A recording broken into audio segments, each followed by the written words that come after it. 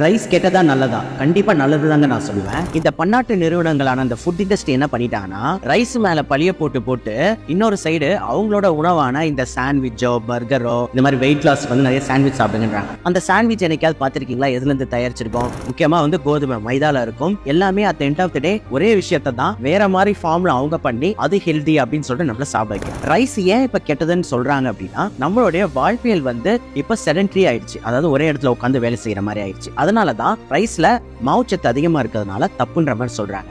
இதை எப்படி ஹேண்டில் பண்ணானா, ரைஸ் எடுக்கலாம். இப்ப நீங்க எடுக்கிற ரைஸை பாதியா கம்மி பண்ணிட்டு மிச்சத்தை காய்கறிகளாலேயோ இல்ல பருப்பு வகையினாலேயோ இல்ல நீங்க நான்வெஜ் பிரியர்னா வீட்டுல சமைச்ச சிக்கனோ மீனோ இதை வந்து சைட்ல வச்சுட்டு நல்லா ஃபுல்லிங்கா வந்து சாப்பிடும் போது ரைஸோட நற்குணங்களும் நம்மளுக்கு கிடைக்குது. சுத்தி இருக்கிற அந்த நம்மளுக்கு புரோட்டீன் ஃபைபரோட சத்துக்கள் எல்லாமே நமக்குள்ள போகும். அடுத்த வாட்டி ரைஸை விட்டுட்டு மத்த ஆல்டர்னேட்டிவ் தேடாம இதுல இருந்தே நம்ம ஊட்டச்சத்தை எடுக்கிறது அப்படின்றது யோசிச்சு அதை மாதிரி நம்ம பண்றது தான் நம்ம உடம்புக்கு நல்லது. இந்த மாதிரி யூஸ்ஃபுல்லான ஐடியாஸ் எல்லாமே தினம் தினம் நீங்க பார்க்கணும்னு வச்சுன்னா என்னோட சேனலை ஃபாலோ பண்ணி